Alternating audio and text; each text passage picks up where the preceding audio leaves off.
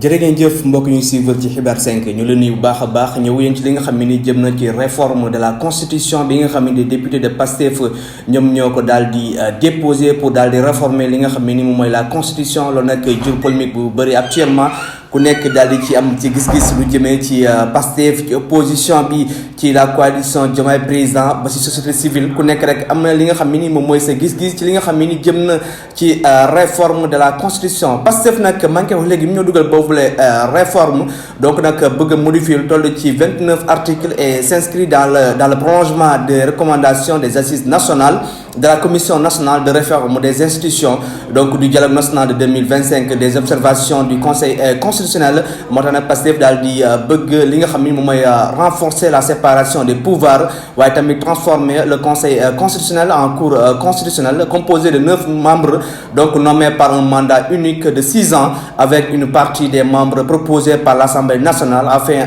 d'accroître son indépendance waaye tamit renforcer l'indépendance de la justice notamment pour une réforme des mécanismes de nomination et de fonctionnement des juridictions constitutionnelles ba tey ci li nga xam ne ni moom mooy les réformes am na la consolidation des droits et libertés fondamentales rééquilibrer les pouvoirs du président de la République loolu tamit moo jaal di jur coow ñu bëri jàpp ne actuellement réforme yi nga xam ne ni Pastef jël na ko bu ñu ko toppee dañuy daal di jël les prérogatives du président daal di koy jox le premier ministre bokk na si pouvoir de nomination le premier ministre mën a nominer aux fonctions civiles waaye tamit li nga xam ne nii moom mooy la définition de la politique de la nation donc le président da koy def avec concertation du premier ministre waaye tamit li nga xam ne nii jëm na ci point yu bëri yi nga xam ne nii président amoon na ko ci ay prérogatives dañ koy daal di jël daal di koy jébbal kii di premier ministre bëgg a équilibrer li nga xam ne nii moom mooy les pouvoirs loolu nag tax ba actuellement tey jii ci dimanche bi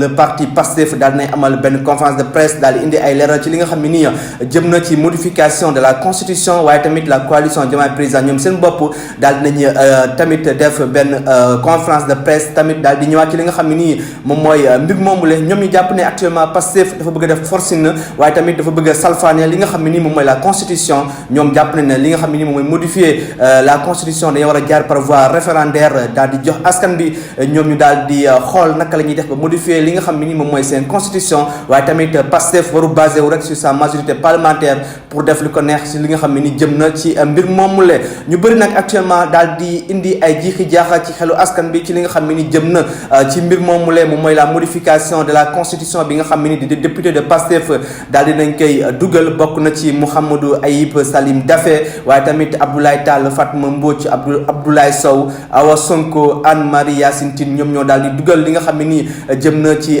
modification boobu la le bureau de l'Assemblée nationale moom daal di déclarer la proposition recevable après qu'elle a été adoptée par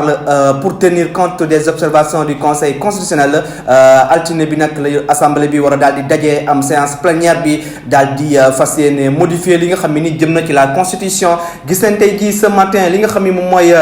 front bi nga xam ne ni opposition bi daal nañ koy taxawal pour défendre la république ñoom daal nañu woote suba ci altine bi benn manifestation devant l'assemblée nationale pour daal di contester li nga xam ne ni jëm na ci modification de la constitution ñu jàpp ne loolu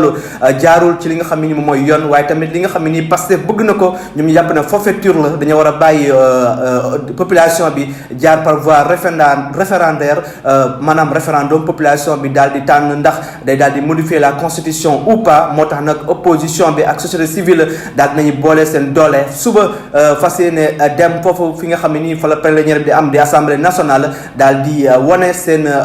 ñàkk ànd ak li nga xam ne jëm na ci la modification de la constitution ba tey ci li nga xam ne nii moom mooy taxawaayu opposition bi woote nañu benn manifestation donc ci li nga xam ne ni jëm na ci début de mois de juillet pour ñaawlu li nga xam ne nii les députés de Pastef daal di koy dugal jàpp ne actuellement Ousmane Sonko dafa bëgg a jàkkaarloo ak président Diomaye daal di nangu ay prérogatives am loolu nag la opposition bi jàpp ne loolu teguñu ko benn yoon le mouvement Y en a marre ñoom seen bopp daal dinañ brandir benn communiqué Y en a marre di ñaawlu li nga xam ne ni moo am actuellement ci communiqué bi nga xam ne ni Y en a marre daal nañ koy génnee le 28 juin 2026 mën nañ cee lire le mouvement Y en a marre a marre alerte l'opinion publique sur les tentatives en cours de modification de la constitution du Sénégal. Y en a marre considère que ces réformes portées par le groupe parlementaire PASTEF révèlent de calculs politiques et de magouilles visant à imposer des changements majeurs au peuple sénégalais sans son consentement. Le mouvement s'inquiète du silence du président de la République sur cette question fondamentale. En tant que garant de la Constitution, il a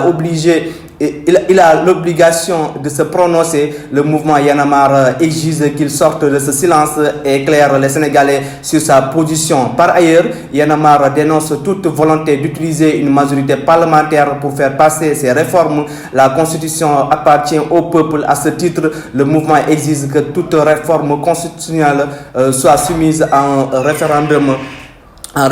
pour permettre au peuple seul détenteur de la souveraineté de décider lui-même. Enfin, face aux différentes mobilisations déjà observées, le mouvement Y en a marre appelle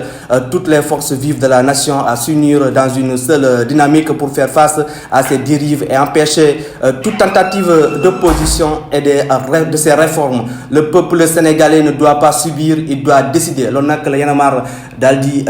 génn tey ci li nga xam ne nii moom mooy sa position jëm ci réforme de la constitution. Actuellement le débat se pose ku nekk rek ak ni nga ko gisee. Donc parti bi di Pastef ñoom pare nañu pour dem jusqu'au bout de leur logique daal di voter li nga xam ne ni jëm na ci la modification de la constitution pour fexe mu méngoog jamono. Loolu mooy seen argument. Opposition bi ak coalition Diomaye président ñoom it taxaw nañu pour faire face. Jàpp ne loolu tegewul fenn.